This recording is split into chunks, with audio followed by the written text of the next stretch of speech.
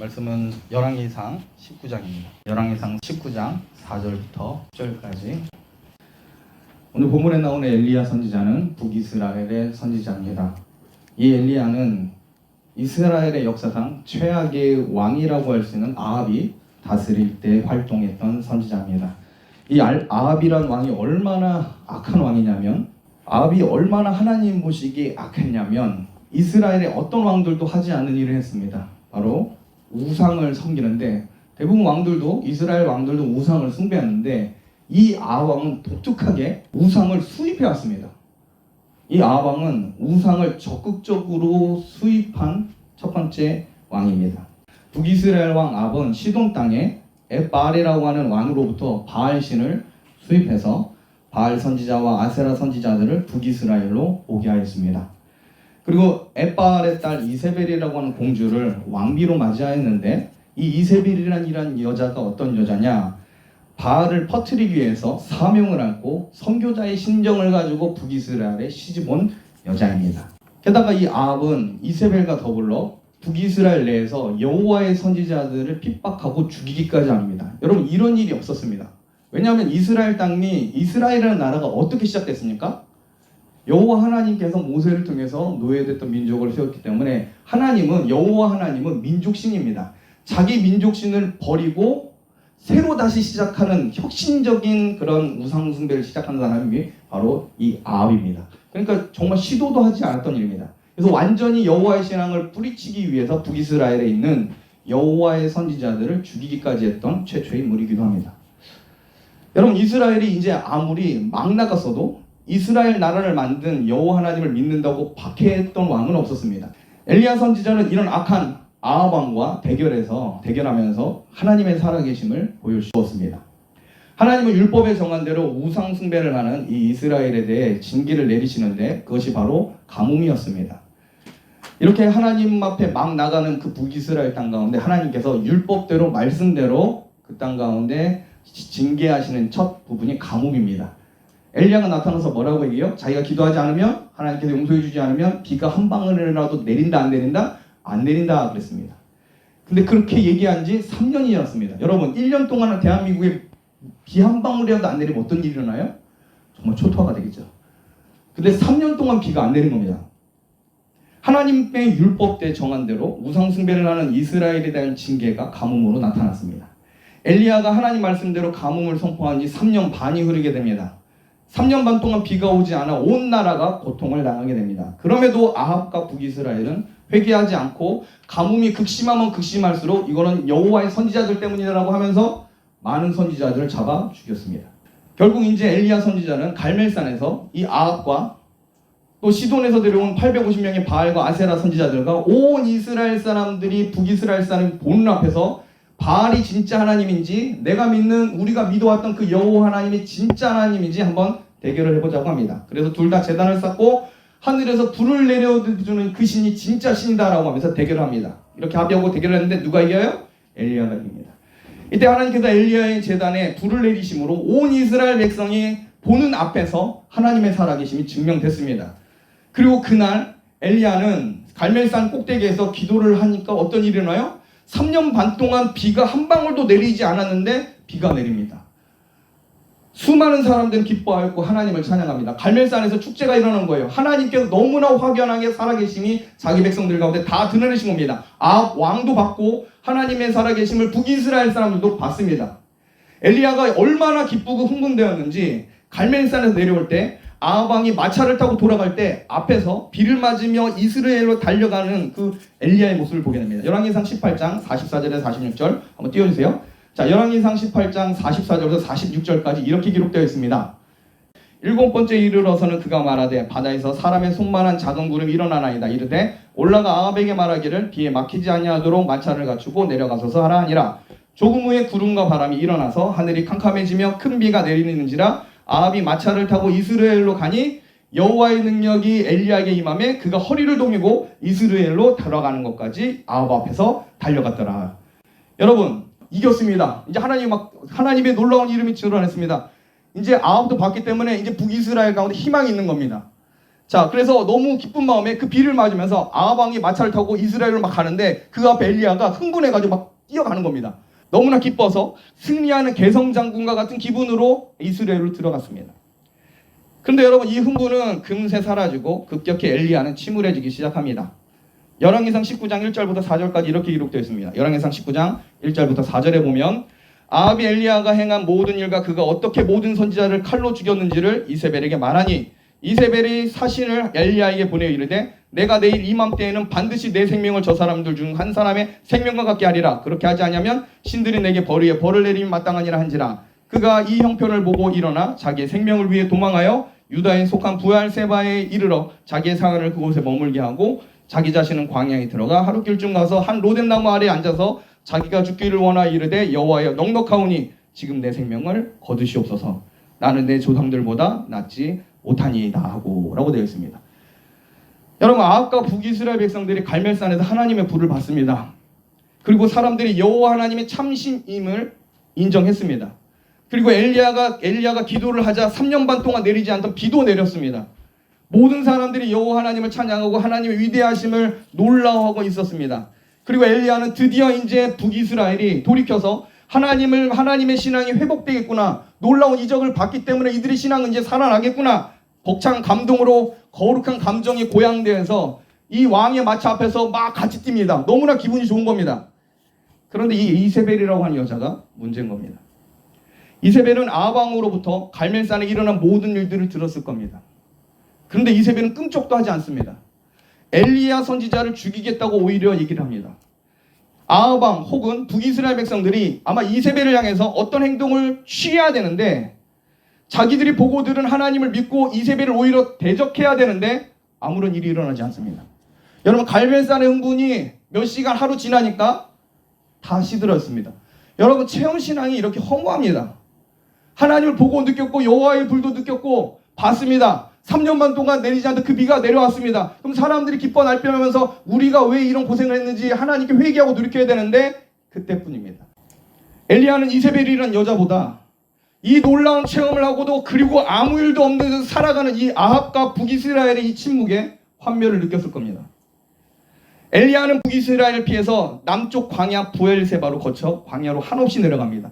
여러분, 선지자가 완전히 침체가 된 겁니다.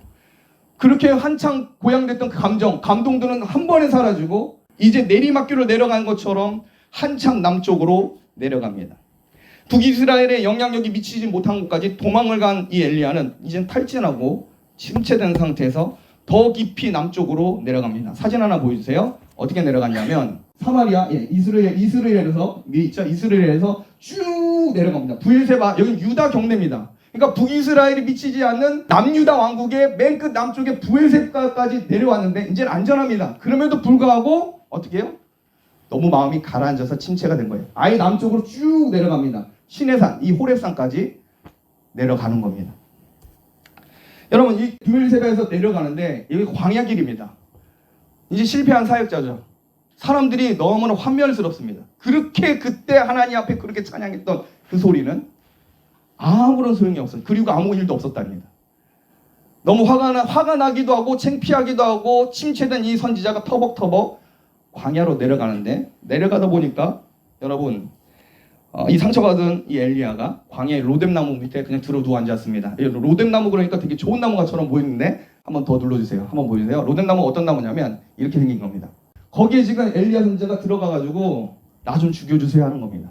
이 로뎀나무 밑에 누워버린 엘리야가 하나님 앞에 자신을 죽여달라고 소리칩니다. 19장 4절입니다. 19장 4절에 보면 이렇게 되어 있습니다. 자기 자신은 광야로 들어가 하룻길쯤 가서 한 로뎀나무 아래 앉아서 자기가 죽기를 원하여 이르되 여호와여 넉넉하오니 하나님 됐습니다 이거예요. 지금 내 생명을 거두시옵소서. 나는 내 조상들보다 낫지 못하니이다 하고. 여러분, 하나님 앞에 실망하고 사람한테 실망했습니다. 로뎀나무 아래 누운 엘리야는 하나님께 불평하기 시작합니다. 여호와여 넉넉하오니 내 생명을 거두시옵소서. 나는 내 조상들보다 나은 사람이 아닙니다. 여러분, 김종우 교수에 의하면 구약학 교수님인데 엘리야가 하나님을 향하여 간접적으로 지금 도전하고 있다고 해석을 합니다. 엘리야의 생각으로 하나님께서는 자기에게 너무 힘든 사역, 너무 이상한 사람들을 맡겨주셔가지고 감당하기 어렵다고 얘기를 하는 겁니다.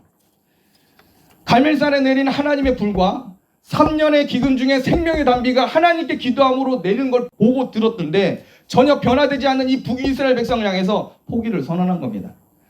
엘리야는 은근히 사역의 실패와 책임을 또 하나님께 돌리고 있습니다. 그리고 과거 하나님께서 쓰신 조상들과 그 조상 선지자들과 자기를 막 비교를 합니다. 이 자기의 초라한 성과에 대해서 불만이 있음이 간접적으로 이 본문을 통해 드러내고 있습니다. 아마 엘리야가 언급한 조상 모세와 사무엘 같은 사람일 겁니다. 모세와 사무엘이 얼마나 놀라운 일을 행했습니까? 그들에 비하면 하나님은 그들에게 힘 많이 줬지만 저한테는 이것밖에 안 줘서 전 여기서 끝낼 겁니다. 이제 족합니다. 좀 내버려 두세요입니다. 엘리야는 성공한 선지자들의 놀라운 사역과 자기를 비교하면서 하나님 앞에 난 이제 됐으니까 이제 그만 죽여달라고 하나님께 대들고 있는 겁니다. 자, 그런데 여러분, 이 엘리야는 자기 사역에 있어서 굉장히 착각하는 부분이 있습니다. 왜냐하면 하나님은 지금 엘리야에게 북이스라엘의 왕국을 부흥시키고 그들로 회개하게 만들려고 사명을 주신 일이 없습니다. 자기 착각이에요. 하나님은 엘리야에게 아합과 북이스라엘이 회개하서 돌이키라고 하는 그 사명을 주시지 않았어요. 엘리야가 하나님께 받은 사명은 아합에게 자기를 보이고 비를 내리라고 한 것밖에 없습니다. 자, 18장 1절에 보면 열왕기상 18장 1절에 이렇게 되어 있습니다. 엘리야가 하나님께 받은 사명은 이거예요. 많은 날이 지나고 제3년에 여호와의 말씀이 엘리야가 임하여 이르시되 너는 가서 어떻게 해요? 아합에게 보이고 내가 비를 지면에 내리리라 이렇게 얘기하고 있습니다. 이게 엘리야가 받은 사명입니다. 엘리야는 갈멜산에서 하나님을 잘 드러냈어요. 잘한 겁니다. 그리고 엘리야가 하나님께 기도하여 비를 내리신 하나님을 잘 증거했습니다. 엘리야는 분명히 충성스럽게 하나님의 일을 맡은 선지자입니다. 근데 이 엘리야는 하나님께서 하라고 하신 일을 잘 해냈는데 자기 성과가 너무 미진한 겁니다. 그리고 이걸로 인해서 이렇게 놀라운 일을 경험했는데 변하지 않는 이 북이스라엘 사람이 너무 미운 겁니다.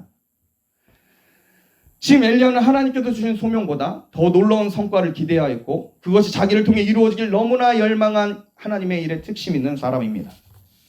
한마디로 하나님께서 주신 사명보다 너무 앞서 나갔죠. 엘리야는 자기의 생각대로 북이스라엘을 회개하고 돌아와야 하는데 그렇게 되지 않자 낙심하고 절망한 겁니다. 그리고 엘리야는 광야에 누워 이제 죽여달라고 떼를 씁니다. 여러분, 이 떼쓴 어린아이 같은 선지자를 하나님께서 어떻게 하셔야 될까요? 하나님은 어떻게 하십니까? 탈진하여 육신적으로 영적으로 낙심한 엘리에게 나타나셔서 그리고 하나님께서 하신 일이 뭐냐면 그냥 먹이시는 겁니다. 먹게 해주고 마시게 하고 자게 해주십니다. 하나님은 상처받은 엘리야가 육신적으로 많이 지쳐있다는 걸 아시고 엘리야에게 먼저 쉼을 주십니다. 그리고 며칠 상간에 엘리야의 이 육신과 정신은 아마 천국과 지옥을 왔다 갔다 했을 겁니다. 갈멜산에서 비가 오는 날 환희에 벅차가지고 마차랑 견주서 뛰어달리는 그 육신, 아마 체력이 대단했던 것 같습니다. 그때 흥분했던 그 마음이 바로 그냥 이세벨 때문에 완전 꼬꾸라졌을 때 이 괴리감, 아마 육신적으로 탈진해 영적으로 굉장히 침체됐을 겁니다. 이러한 이 엘리야에게 하나님은 쉼을 주십니다. 여러분, 하나님은 낙심한 주님의 자녀를 아시고 쉼과 안식을 주시는 분입니다. 엘리야가 비록 절망 가운데 은연 중에 하나님을 원망하고 자기를 죽여달라고 하지만 그러한 엘리야를 측은하게 보시고 또 하나님은 사랑으로 위로해 주십니다. 하나님은 낙심한 엘리야에게 먹게 하시고 마시게 하고 잠을 주어 쉬게 하는데 여러분, 구약 성경을 보면 친구인데도 불구하고 절망의 나락에 빠진 고통당하는 그 친구에게 상처를 주고 훈계를 하는 모습을 보게 됩니다. 바로 구약 성경에 보면 욥기라고 하는 책이 있는데 여러분, 여기 나온 친구를 보면 대단합니다. 욥이 굉장히 어려움을 당해가지고 낙심해서 육적으로 영적으로 모든 것들이 피폐하고 있을 때 이 세 명의 친구들이 달려와서 어떻게 해요? 처음에는 위로하는 모습을 보이다가 나중엔 점점 하나님을 변호한다는 명분을 가지고 욥에게 훈계를 하고 상처받은 욥과 막 다투고 그런 모습이 그려져 있습니다. 참 잔인한 친구 같다는 생각이 듭니다. 그러나 하나님은 결코 욥의 친구처럼 엘리야를 대하지 않으십니다. 하나님은 위로받아야 할 자에게 위로를 주시고 피곤하여 탈진한 자에게 먹을 것을 마실 것을 주시는 하나님이십니다. 엘리야와 욥이 하나님의 마음을 모르고 은연 중에 하나님에 대해서 원망하는 마음이 있을지라도 하나님은 지치고 고통받는 자기 자녀를 위로하시고 쉼을 주신 후에 말씀하여 주십니다. 여러분, 엘리야도 지금 하나님을 오해하고 있어요. 욥도 하나님을 오해하고 있습니다. 처음에는 내가 이스라엘로 범죄치 아니하리라 하면서 끝까지 부인하진 않지만 여러분, 욥기 초반 지나서 대부분 이 친구들과 만나서 논쟁하는 걸 보면 하나님에 대한 뭔가 끓어오르는 분노가 있습니다. 욥이요. 여러분, 왜 애매한데 나는 아무 잘못 하는데 하나님 왜 나를 치시고 내 가족들을, 내 소유들을, 내 사랑하는 아들, 딸들을 다 죽이셨습니까? 그 하나님 아니십니까? 라고 그래서 하나님 왜 그러셨어요? 라고 묻고 싶은 마음이 내가 뿔뚝뿔뚝 일어난다라고 하나님에 대한 안타까운 마음이 욥에게 있었습니다. 그럼에도 불구하고 하나님 나중에 욥에게 찾아가서 위로를 주시는데 어찌됐든 중요한 건 엘리야도 욥도 하나님에 대해서 지금 오해하고 있는 그런 상황에서 하나님은 힘을 주십니다. 육신이 피곤해서 탈진한 상태의 청년들을 향해 필요한 것은 당장의 옳은 말이 아닐 수 있습니다. 왜 이러한 처지가 되었느냐고 여러분 구구절절 설명할 필요도 없습니다. 절망한 영혼에게 만약 여러분들에게 온다면 이 공동체 가운데 그런 사람이 있다면 먼저 쉼과 안식을 제공하는 게 성경적인 겁니다. 열왕기상 19장 7절 말씀 우리 한 목소리 같이 읽겠습니다. 열왕기상 19장 7절입니다. 같이 읽겠습니다. 시작. 여호와의 천사가 또다시 와서 어루만지며 이르되 일어나 먹으라. 내가 갈 길을 다 가지 못할까 하노라 하는지라. 계속 먹이고 그 다음에 재우고 쉼을 주는 겁니다. 왜요? 육신이 힘들면은 암만 성경 얘기를 해도 안 들어갑니다. 우리 그렇지 않습니까? 피곤하고 배고프고 그러면 아무리 좋은 성경 말씀이 들려져도 그게 들려집니까? 안 그러죠. 저도 여러분을 잘 압니다. 자, 어찌됐던 그런 상황인 거예요. 그래서 하나님께서 계속 탈진한 그 엘리야에게 먹이고 재우고 쉬고 힘들지 안 다독여주고 그 다음에 다시 먹이고 재우고 쉬고 자 이제 육신적으로 막 회복이 일어납니다. 여호와의 천사는 엘리야를 어루만지며 먹게 합니다. 그리고 나서 중요한 얘기는 하는데 이게 좀 어렵습니다. 내가 갈 길을 다 가지 못할까 하노라 하면서 위로를 줍니다. 육신적인 공급과 정서적인 교통이 여호와의 천사를 통해서 보게 되는데 탈진하여 침체된 성도를 향해서 힘을 주신 것뿐만 아니라 정서적으로 안정을 취할 수 있도록 도와줍니다. 그가 어떤 생각을 가지든 상관없이. 엘리야는 자기의 열심과 자기의 잘못된 기도로 인해 스스로 상처받은 건데 엘리야 선지자는 하나님께서 주신 사명에 대해서 잘못된 기대를 가지고 하나님 뜻을 오해하였지만 하나님의 엘리야를 책망하거나 무리하게 깨닫도록 직언하지 않으십니다. 오히려 탈진한 엘리야에게 힘을 주시고 어루만지고 염려해 주십니다. 왜냐하면 엘리야의 진심 어린 열심을 하나님께서 알고 계시기 때문입니다. 엘리야는 북이스라엘 왕국 가운데 하나님의 이름이 높임받기를 너무나 간절히 원하는 사람이고 북이스라엘 사람들이 빨리 회개해서 하나님과 좋은 관계 맺기를 소원하는 사람입니다. 이런 열심이 정말 진심인 걸 하나님은 아십니다. 그런 하나님은 엘리야를 사랑하시고 그의 사명이 회복되기까지 기다려주십니다. 근데 19장 7절에 이 어려운 부분이 있어요. 해석하기 참 어려운 부분이 있네. 19장 7절에 보면 천사가 뭐라고 얘기하냐면 내가 갈 길을 다 가지 못할까노라 라고 되어 있습니다. 내가 갈 길을 다 가지 못하노라. 여러분 이 말이 참 어렵습니다. 뭐 목사님들마다 두 가지 해석이 갈리는데 일단 대부분들은 이렇게 해석합니다. 여러분 엘리야가 갈 길이 어딜까요? 어디 가야 됩니까? 전체 본문을 보면은 여호와의 천사는 엘리야가 어디로 가야 한다고 생각하고 있는지 이 말을 하는 것일까요? 자, 대체적으로 천사가 지시하는 이 엘리야의 길은 하나님의 산으로 보는 경향이 있습니다. 이제 육신을 채웠으니까 어디로 가요? 엘리야가 지금 호렙산으로 갑니다. 신의 산으로 갑니다.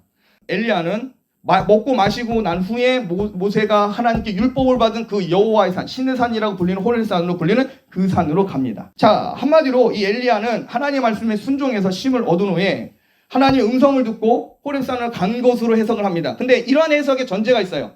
엘리야 선지자가 하나님의 말씀에 100% 순종하는 선지자고 말씀에 순종하는 그런 마음으로 갔다라고 해석을 하는데 자, 열왕기상 19장에 흐르는 분위기를 보면 엘리야는 절망과 침체에 빠졌고 하나님에 대한 실망과 상처가 여전히 있습니다. 여러분 먹을 것과 마실 것을 그리고 휴식을 제공받으면은 육신적으로는 회복이 일어납니다. 근데 육신은 회복돼도 영적인 충격은 쉽게 고쳐지지 않습니다. 결코 먹고 마시고 휴식을 취함으로 고쳐지는 게 아니라는 겁니다. 엘리야도 우리와 같은 인간이기 때문에 하나님께 실망하였고 정상적으로 사역을 할 수 없다고 스스로 판단한 겁니다. 그러므로 19장 7절에 여호와의 천사가 지금 엘리야의 선지자에게 제시하고 하는 이 길은 원래는 호렙산이 아닙니다. 호렙산이 아니라 어디로 가야 돼요? 북이스라엘입니다. 북이스라엘 엘리야가 사역해야 할 그 사역지로 보는 게 맞습니다. 하나님 보시기에 엘리야 선지자는 지금 사역지를 이탈한 불순종한 선지자입니다. 너무 힘들어가지고 정말 꼴도 보기 싫어서 내려온 거예요. 이제 육신을 회복했으니까 다시 북이스라엘로 가야 하는데 천사는 먹고 쉰 후에 엘리야가 가야 할 길, 사역을 해야 할 북이스라엘로 가도록 돕고 있는 겁니다. 그런데 마음과 영혼이 북이스라엘 백성들 향해서 환멸을 느꼈는지 엘리야는 전혀 반대 방향으로 합니다. 오히려 전혀 반대 방향인 호렙산으로 향합니다. 엘리야는 도망 중에 필요한 육신은 회복됐지만 사역의 실패에 대한 마음의 상처는 치유되지 못한 겁니다. 엘리야는 마치 사표를 내는 심정으로 하나님의 계신 호렙산으로 갑니다. 19장 8절입니다. 19장 8절 같이 읽겠습니다. 시작. 이에 일어나 먹고 마시고 그 음식물의 힘을 의지하여 40주 40야를 가서 하나님의 산 호렙에 이르니라. 여러분 40주 40야라 그러는데 원래 이 정도 거리가 아닙니다. 브엘세바에서 호렙산까지 대략 350km 정도인데 이 정도 거리면 꾸준히 걸으면 10일 정도면 충분합니다. 10일 정도면 충분히 갈 수 있는 거리인데 여러분 40일이 걸렸대요.